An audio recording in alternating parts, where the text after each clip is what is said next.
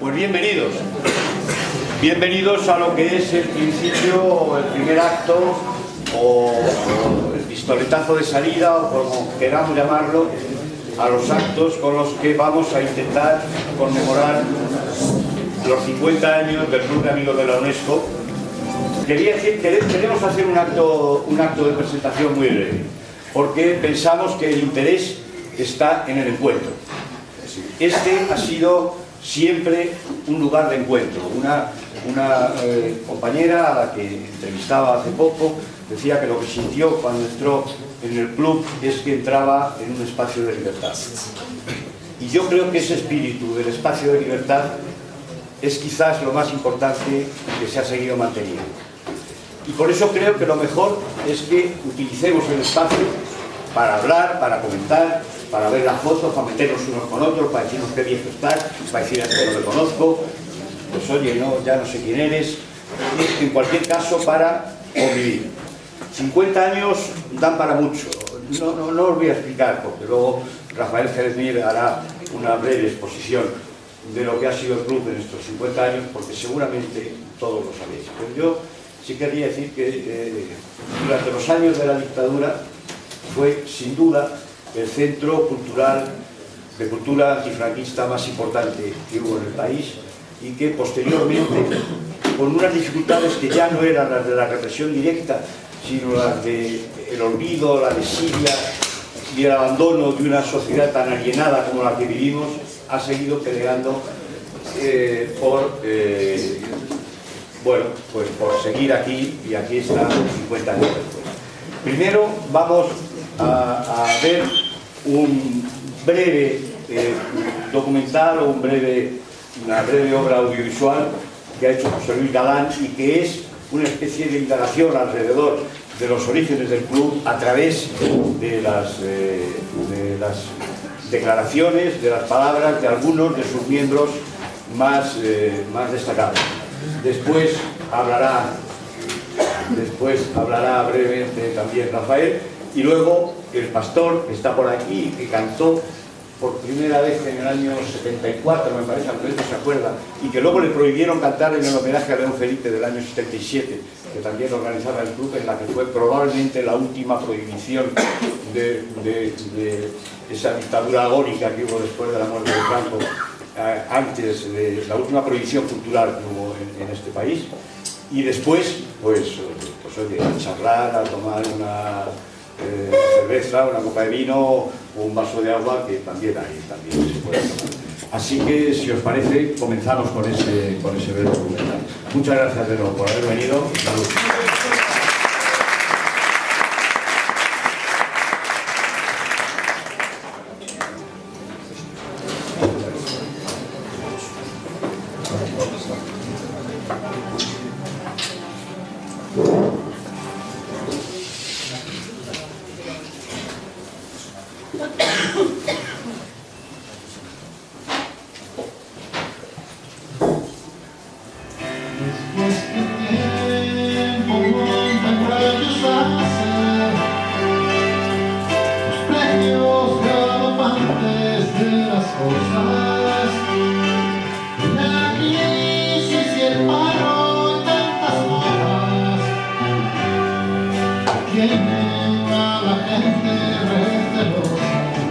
Memoria que tengo de ellas de una riqueza, de una efusión, de unas ansias, de un lugar de encuentro.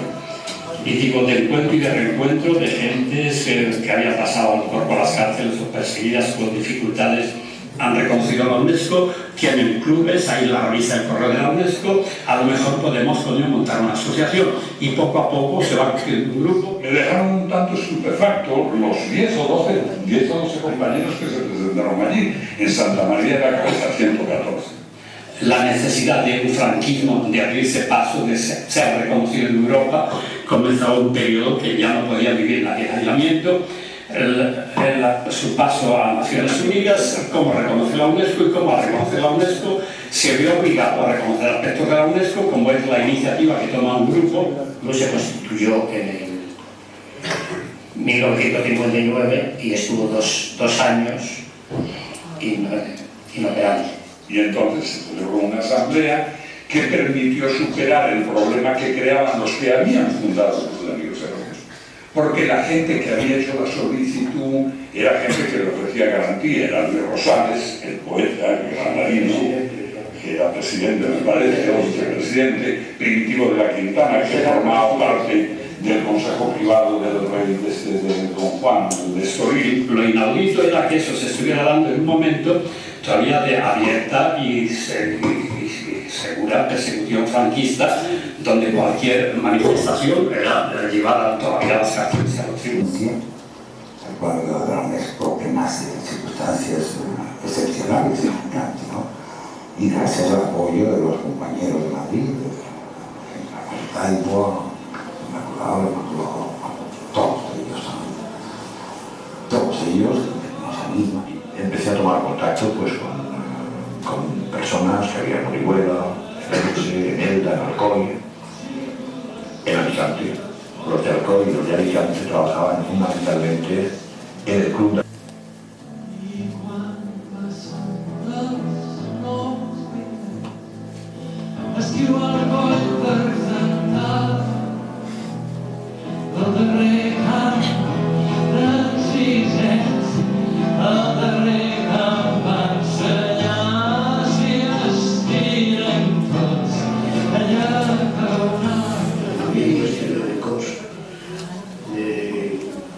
local de Cristo de Molina, que era un local que estaba abandonado totalmente, y como allí, pues, sin más medios que nuestro voluntarismo, pues lo pusimos a picar, a tirar paredes, a aquello, pues hacer la obra que supuso en aquel destartalado local, pues, adecentarlo para ver lo que de alguna forma hoy día se mantiene, ¿no? 3 meses, compañeros allí existen, que se reunieron desde allí, tenerlos que llevar a un hospital y volver recién con la venda puesta a seguir trabajando hasta que al cabo de 3 meses, cuando el dueño del local bajó, dice, coño, si los hermanos alquilo él. Cuando canta el gallo negro, es que ya se acaba el día. Cuando canta el gallo negro, es que ya se acaba el día. Si cantara el gallo rojo, otro gallo cantaría. Si cantara el gallo rojo, otro gallo cantaría. Ay, si es que yo miento, que él canta. Debe ser en los 63, 64, un congreso nacional de Cruz de Amigos de la UNESCO que se celebró en el club, incluso en Molina.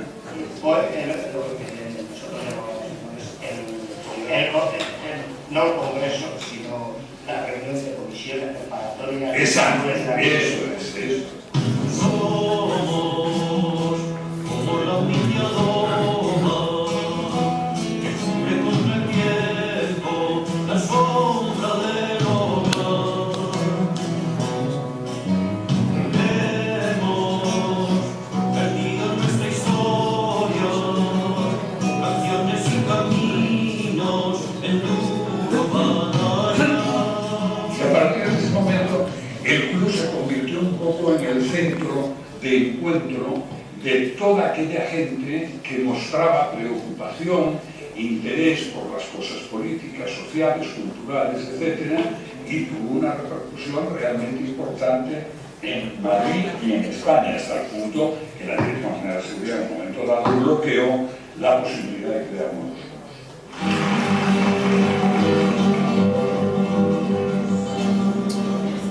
Pero si tú pasas por comisaría, teníamos que explicar todo. Bueno, ¿y esto qué queréis hacer? Lógicamente, la gente que pasamos, pues más o menos sabíamos realmente lo que significaba la UNESCO, y en el más frecuente de los casos se decía, no, esto no se hace, y hicieron ustedes o lo hicieron ya.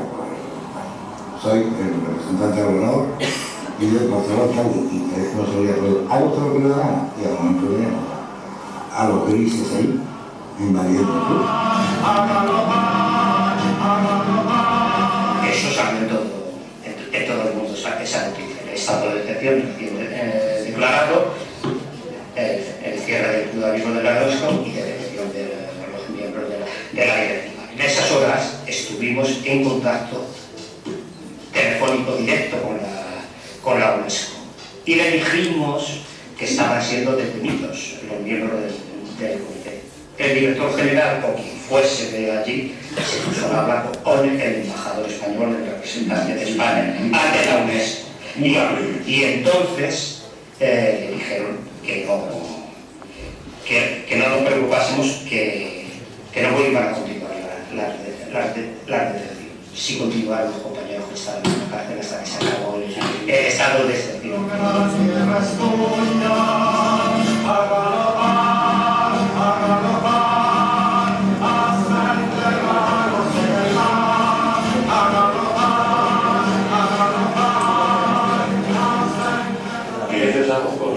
Yo porque salió minutos antes. No, minutos, segundos. La tenía Luis Enrique y Lola en la mano y yo estaba con ellos allí. Y terminaba, me fui para el salón y en ese momento no había entrado dentro del salón cuando ya dio la emoción.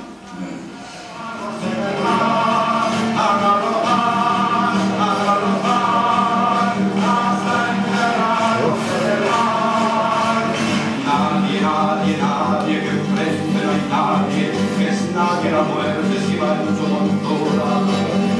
Galopa caballo caballo y desde el cuerno que la tierra es tuya.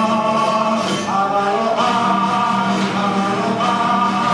hasta enterrarnos en el mar. A galopar, hasta enterrarnos en el mar.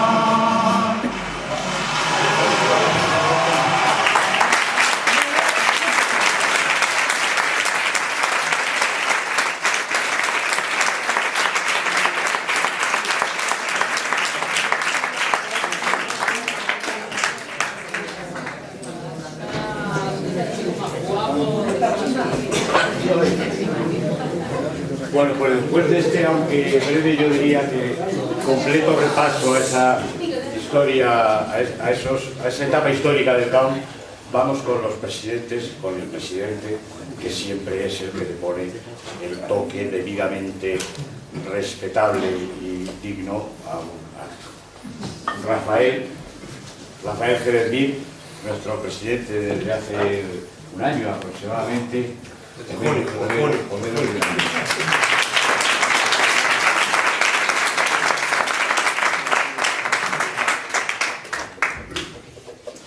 Bueno, yo lo primero que quiero, aparte de daros la bienvenida a todos, es deciros que simplemente veros aquí a mí me impresiona, porque la historia del CAUN sois vosotros, ¿no? Yo he tenido con el CAUN, pues llevo 10 o 15 años, pues siempre una relación, alguna conferencia, algún cuaderno, pero no he estado nunca embarcado en el CAUN. En cambio, la historia del CAUN y lo que el CAUN ha representado en este país, pues la habéis vivido vosotros y la podéis contar la mayoría de los que estáis aquí. Y claro, es una ocasión para que conviváis. A mí me gustaría poder hablar con cada uno y aprender de cada uno, ¿no? Entonces el problema que tenemos hoy en el CAUN es la necesidad de regeneración. Entonces yo os animo a que los hijos, a los nietos, en fin, los que lo que seguís viendo con tanta pasión, de alguna manera a ver con qué podemos hacer para relanzar el CAUN, ¿verdad?, en las condiciones actuales. Y claro, yo había planteado un esquema para contar un poco la historia del CAUN y había cogido pues este primer cuadernillo que editáis y que la comisión del 50 centenario, coordinada por Antonio Gómez, ¿verdad?, pues ya ha distribuido, ya se habrá llegado. Es el primer cuadernillo. Se publicaron hasta el primer cierre 18 cuadernillos, me parece que dice, y bueno, pues yo dije, ¿qué puedo hacer? Pues un poco abrir un espacio de reflexión para que repasemos un poco entre todos lo que ha sido la historia del CAUN, ¿no? Y entonces, y contextualizarlo un poco, ¿no? Y, claro, en este primer cuaderno pues ya se recoge digamos, lo que es la UNESCO, lo que hace la UNESCO, cómo actúa la UNESCO. Siempre he cogido un párrafo. La UNESCO se propone contribuir a la paz y la seguridad. La UNESCO surge después de la Guerra Mundial y surge pues, para fomentar el entendimiento entre los pueblos después de esa experiencia, ¿no? Mediante la educación, la ciencia y la cultura, la colaboración entre las naciones a fin de asegurar el respeto universal a la justicia, a la ley, a los derechos humanos y a las libertades fundamentales que sin distinción de sexo, idioma, religión o raza, la Carta de las Naciones Unidas reconoce a todos los pueblos del mundo. Bueno, aquí dice que el objetivo fundamental es difundir la educación, la ciencia y la cultura. Claro, educación y cultura tiene todo el mundo. Ciencia no, porque es cosa de especialistas, ¿no? Entonces, ¿qué es lo que plantea la UNESCO? La UNESCO lo que plantea es difundir la cultura más elaborada, la cultura letrada, la cultura científica, la cultura literaria, la cultura musical, la cultura que ha sido privilegio de minorías, ¿no? Ha habido una cultura, la cultura oral frente a la cultura popular, ¿no? Entonces, y dentro de esa cultura, sobre todo, la cultura más crítica, la cultura más racional, la cultura más rigurosa, que es la que ayuda a entender el mundo en el que vivimos y por lo tanto a realmente tener capacidad para reimpulsarlo, ¿no? Entonces eso es lo que pretende la UNESCO en ese momento fundacional y al calor de esa fundación de la UNESCO en el año 46 y teniendo también como segundo acontecimiento la Declaración de Derechos Humanos, también aquí se recoge el primer artículo, ¿no? Como horizonte, como ideal, ¿verdad?, para todos, donde dice, todos los seres humanos nacen libres, iguales en dignidad y derechos, y dotados como están de razón y de conciencia, deben comportarse fraternalmente los unos con los otros. Todos nacemos teóricamente con los mismos derechos, pero históricamente, salvo las sociedades parentales primitivas, no. Es decir, desde que hay sociedades patriarcales y sobre todo desde que hay excedente económico, pues hay discriminaciones de sexo, discriminaciones de clase, discriminaciones religiosas, discriminaciones de todo tipo, discriminaciones territoriales, etc. Entonces, contra esas discriminaciones hay que luchar, y eso es lo que se plantea la UNESCO. Y en ese marco surgen los clubes de la UNESCO, y también aquí en la página 13, ¿verdad?, se dice para qué, entre otras cosas, los clubes de la UNESCO pueden ser el medio apropiado, digamos, para el estudio de otros pueblos, la relación y el intercambio personal. Claro, siempre está ahí en el fondo también todo el proceso de la toma de conciencia del imperialismo, ¿no?, después de la Guerra Mundial, y la toma de conciencia de los pueblos que van a luchar por una descolonización que en el fondo ha sido básicamente económica, o política, perdón, y no económica, política y no económica, ¿no? Y entonces, de alguna manera, hay la relación y el intercambio personal sin tener en cuenta prejuicios históricos, geográficos, discriminatorios, para que en el ambiente democrático de sus constituciones, hombres y mujeres de diferentes ideas y creencias dialoguen, se reconozcan y respeten sus derechos mutuos como ciudadanos de una misma comunidad, para que el ideal del principio admitido de que todo hombre tiene derecho a la educación y la cultura entendida en ese sentido que antes ya he apuntado, sea una expresión de firme, apoyada y defendida para cuando todavía no tienen acceso a ellas. Aquí es importante ver cómo ya se esboza un poco el tipo de cultura que deben cultivar los clubes de la UNESCO, porque claro, los hombres somos sociales, el medio del hombre es el hombre, ¿verdad? Eso nos diferencia a los demás animales, porque Tino Cordón lo ha explicado muy bien, ¿verdad? Como todos los animales tienen un medio cuyo núcleo está constituido por aquellas especies vegetales y animales de las que se alimentan. Pero el hombre surge del homínido, que es ya cuya ventaja selectiva es el uso y la fabricación de instrumentos, cuando el homínido aprende a hablar. Y la palabra permite que nos comuniquemos. Y al comunicarnos podemos tener historia, porque podemos aprender unos de los otros. Por eso los hombres tenemos historia y los animales no tienen historia. Pero a lo largo de la historia, los distintos grupos y culturas y subculturas, digamos, pues son solidarias o insolidarias, dialógicas o antidialógicas, ¿verdad? Y utilizan la naturaleza y la técnica en sentido positivo y equilibrado, la utilizan para destruir, digamos, a unos y a otros y a sí mismos, ¿no? Entonces, lo que aquí se apunta de alguna manera es esa necesidad del estudio, ¿verdad? Y a eso van a ir dirigidas de la información, de la crítica, mis últimas palabras con respecto a lo que yo creo que tendría que ser la dirección en la que tendría que evolucionar hoy el CAUN, ¿verdad? El estudio como guía y el diálogo y la solidaridad como base para poder actuar realmente eficazmente día a día frente a los distintos frentes, frente a los distintos problemas. Porque si no estamos actuando sin dirección, ¿verdad? Y no sobre la base de la razón, sino sobre la base del sentimiento, que está muy bien, pero claro, el sentimiento hay que apoyarlo en el estudio, el conocimiento más riguroso posible de la realidad para que sea más eficaz.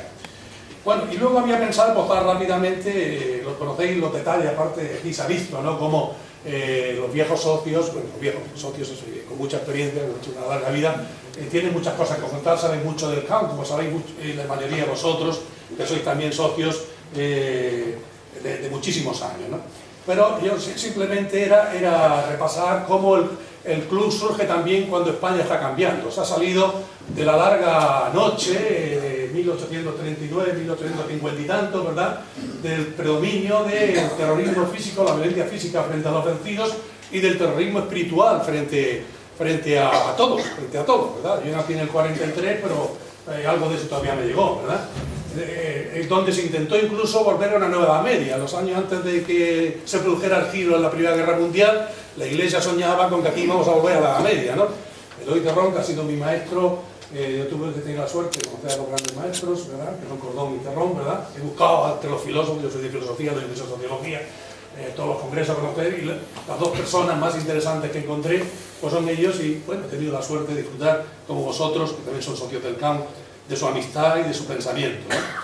Entonces, Eloy Terrón, y ahora hemos abierto, no sé si lo habéis visto, la página web, el otro día el comité permanente le sugerí y aprobó que abramos una biblioteca de Eloy Terrón, que murió Eloy el 25 de mayo de 2002, yo vengo transcribiendo inéditos suyos, ya antes había publicado algunas otras cosas, he publicado, ya está en la web, ¿verdad?, y también salió en Rebelión, todos sus escritos de educación y enseñanza, casi todos, porque algunos no han aparecido, que son 811 páginas de la web, y voy a, en los años que me queden, ¿verdad?, voy a ir subiendo, pues tiene muchísimos inéditos, todos los viernes los paso en su archivo, ¿verdad?, y a lo que estoy dedicado es a eso, para ver su pensamiento histórico, sociológico, político, filosófico, etcétera, porque es un pensador heterodoxo y claro, a estos pensadores se les ignora. Hace pocos días, la semana pasada, leíamos cómo el Departamento de Economía de la Autónoma de Barcelona rechazaba el nombramiento de Jordi Nadal y de Josep Fontana como doctores honoris causa por la Universidad de Barcelona,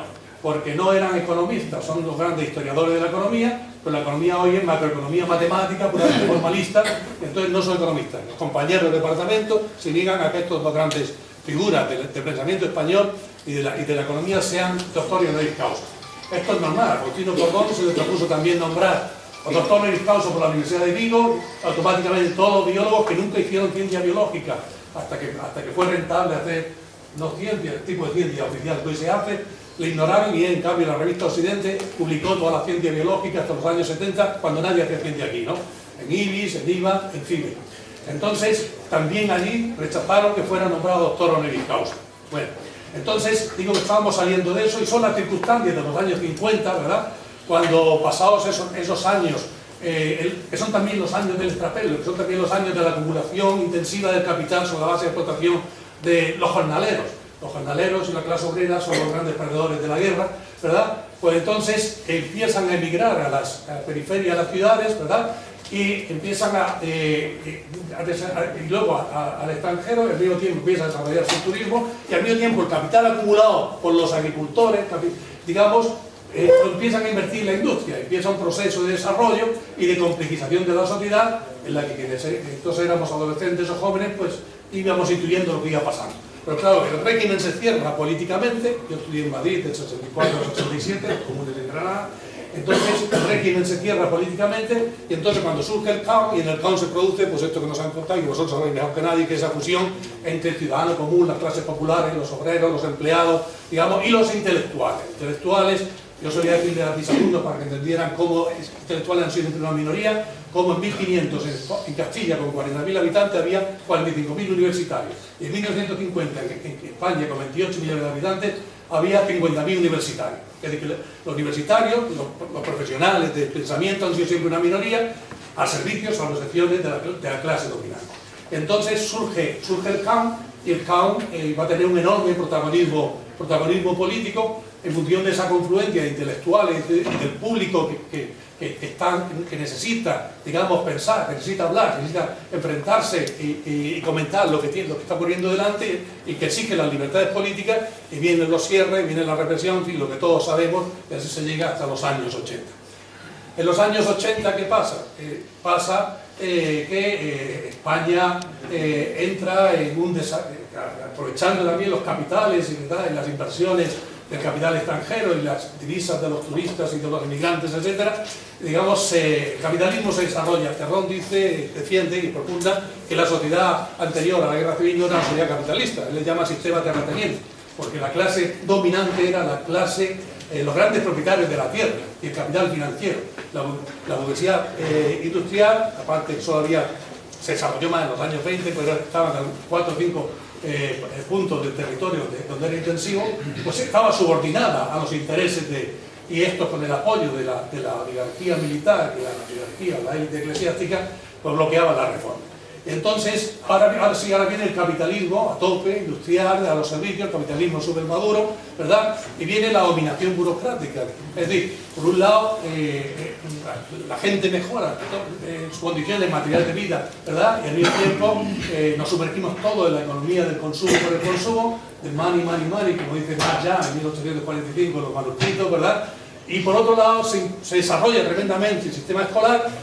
La ciencia es sustituida, digamos, por la superespecialización y el saber al servicio de la tecnocracia, los científicos puros por los expertos, digamos, y entonces se legitima el sistema con esa, todo el mundo va a la escuela se aprende que la autoridad está en la ley, que la autoridad es del experto y todos felices, ¿no? Pero así llegamos a este momento, ¿verdad? Y después de pasar, aunque vivimos en ese universo de alienación material, ideológica, del que es tan difícil salir, a veces los compañeros comentan que hablas con el hijo, con el nieto, y es imposible.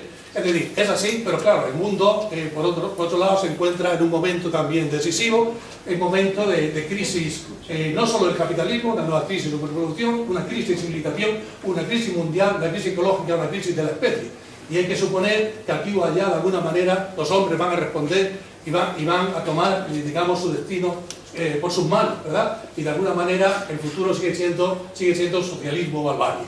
Y con respecto ya, como apostilla a lo que indicaba ahora, con respecto al CAUN, pues bueno, yo tengo la enorme experiencia de ver cómo aquí sigue habiendo gente joven, no muchos, pero nosotros sois muchos más, ¿verdad? En aquella época hay muchos más, pero gente buena, solidaria, digamos, dispuesta al diálogo, trabajadora, ¿verdad? Que mantiene el CAUN en pie, que digamos, impulsa sus publicaciones, que impulsa sus medios audiovisuales, ¿verdad?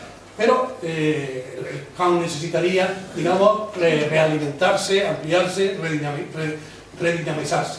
Y así como ha venido siendo en los años, en esa segunda etapa, un aula de reflexión y de debate que se ha ocupado sobre todo del problema de la paz y el desarme contra la otra. No, yo soy de Granada y a veces va a ignorar. Contra la guerra de Irak, contra la guerra en general, y últimamente con la memoria histórica, ¿verdad? Pues haría falta, digamos, de alguna manera que los distintos talleres y más nuevos talleres que hubiera, en lugar de estar tan volcados hacia el activismo político, digamos, abrieran un espacio para dedicarlo a la reflexión, al análisis, ampliaran el número de sus miembros y siguieran abriendo nuevos frentes, pero siempre sobre la base del estudio y la reflexión. Y bueno, muchísimas gracias por haber tenido el placer de escuchar a todos.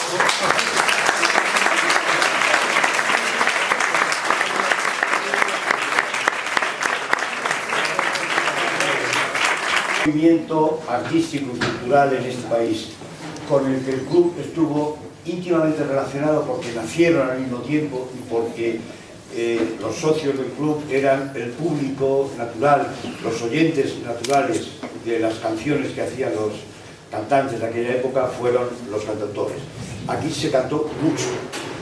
Cantaron gente en este escenario y me hace gracia que haya una mesa, porque ahí veréis fotos de gente cantando detrás de la mesa con el micrófono de pie.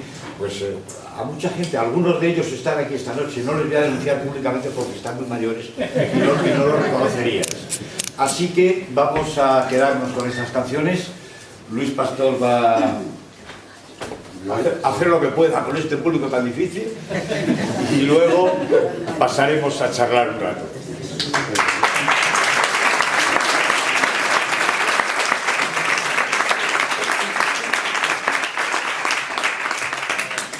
Buenas noches. Yo no traje la guitarra porque cuando voy a actos solidarios me llevo ya un cantautor como yo que se encamina a la tercera edad que ha encontrado su instrumento. Pero al llegar me he encontrado a mi amigo poeta Carlos Álvarez, del cual musiqué para mi primer disco como 5 canciones. Y al verle digo, qué pena que no me traje la guitarra, pero me he preparado ahí dentro un temita de Carlos Álvarez que se llama Parábola sobre el billar, que era una canción de mi primer disco que llegamos a grabar ya a finales del año 75. Él estaba en la cárcel en ese momento, prorrogó aquel disco y tuvimos que sacar los papeles con amigos de comisiones y gente por ahí de la clandestinidad. Así que vaya para ti, para los que lo recordáis, estas parábolas sobre el billar. No puede haber otro juego tan cruel como el billar. Tres hombres en una celda, condenados a chocar. Siempre es una bola blanca la que ataca con afán. La bola roja está roja de los golpes que me dan.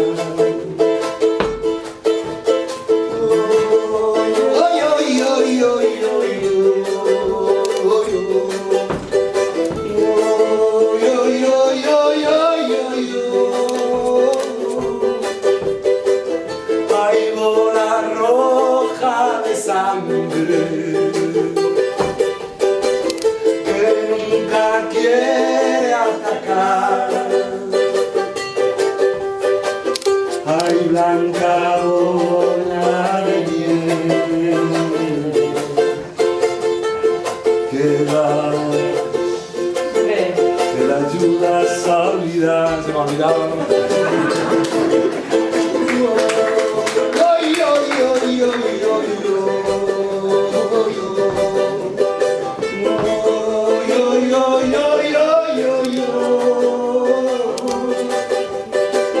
El verde color del campo se ha puesto triste de ver que a la tierra malherida no la dejan florecer. Y todo porque a los hombres les parece diversión lanzarle a la bola roja disparos al corazón.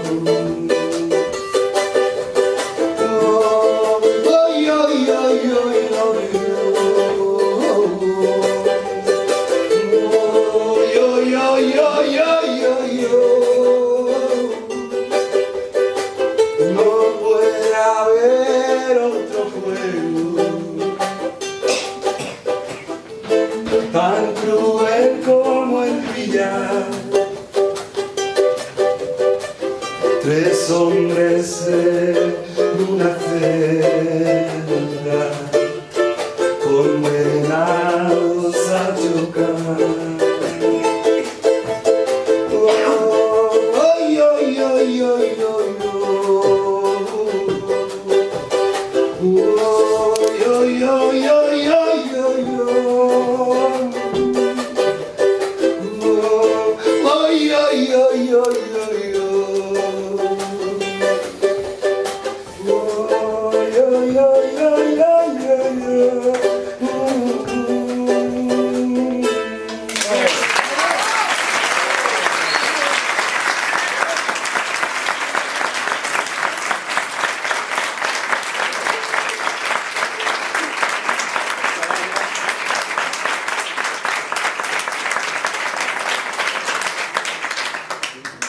Supongo que sin Antonio Gómez no estaríamos aquí muchos de nosotros, que hasta se escribió una estrofa para este aniversario de una de nuestras canciones, Mariposa de Noviembre, que vamos a cantar para terminar y para que vayamos todos a la exposición.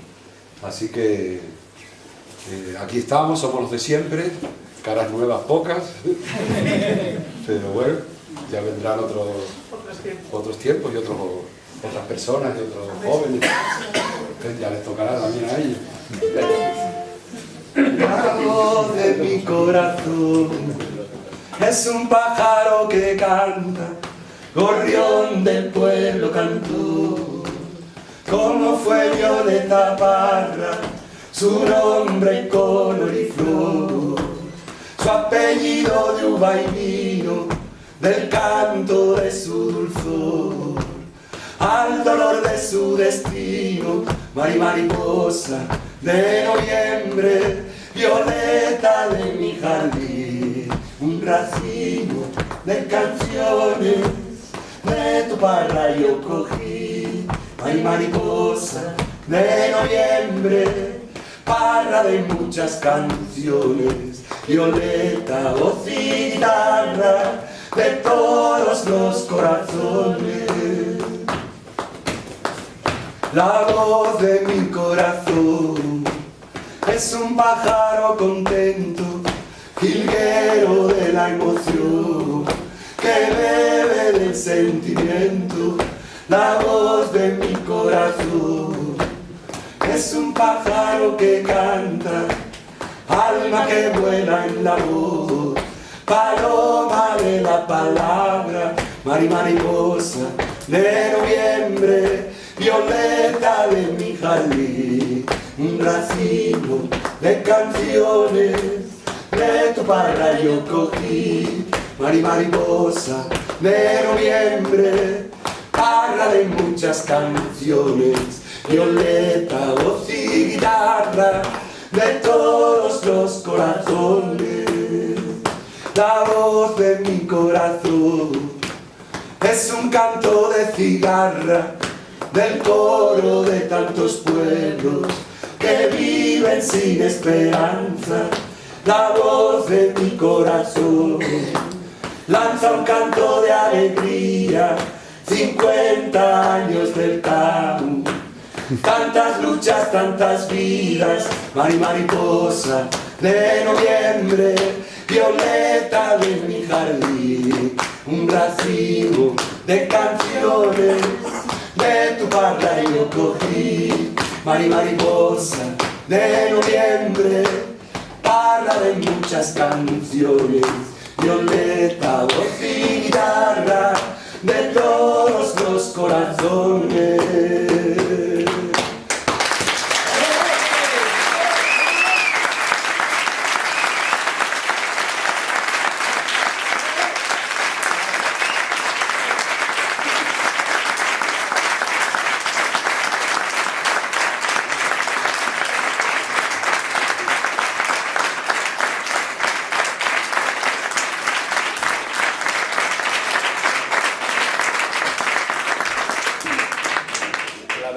No se sabe si monta tanto Luis como Lourdes o Lourdes como Luis, pero era Luis Pastor y Lourdes Guerra, lógicamente. Y ahora, si os parece, vamos a charlar, vamos a ver la exposición, a ver las fotos. Y yo sí quería decir una cosa, y es que este trabajo es un trabajo colectivo en donde hemos participado mucha gente, y cada uno hacemos lo que puede, uno clava un clavo, otro hace un panel, y de alguna forma esa es la misma historia del club, es decir, cada uno ha hecho lo que ha podido y gracias a eso hemos llegado a lo que soy, poco o mucho. Pero sí hay una cosa que no se hubiera podido hacer sin una persona. Y no voy a dar ningún nombre propio excepto ese. Porque esta exposición que tenemos no se pudiera haber hecho, este documental que hemos visto no se pudiera haber hecho si en un momento determinado de su vida, después de cárceles, guerrillas, clandestinidades, un señor que se llama Manuel de Cos no hubiera descubierto que la imagen